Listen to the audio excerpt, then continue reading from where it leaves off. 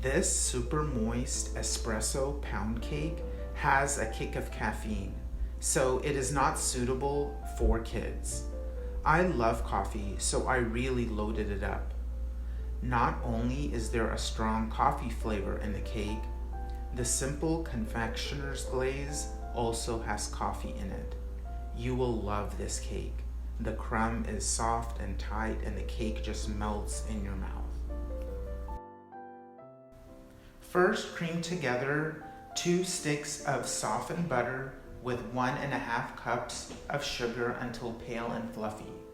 Then mix in 3 room temperature eggs, one at a time, just until incorporated, occasionally scraping the sides of the bowl.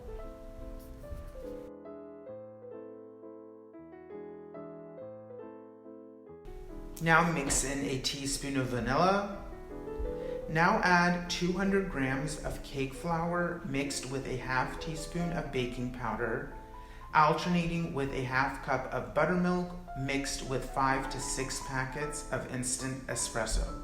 Start with 1/3 of the flour, then half of the buttermilk, another 1/3 of the flour, followed by the next half of the buttermilk, and ending with the last 1/3 of the flour. Batter should be thick and fluffy.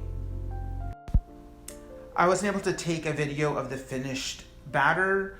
Pour the batter into a prepared 9 by 5 inch loaf pan and bake at 325 degrees for about an hour or until a toothpick comes out clean. Cool 10 minutes, then remove from the pan.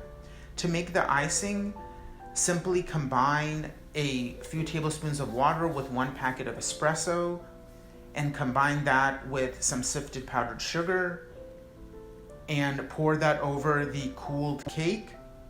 Let the icing set and slice and serve. Enjoy.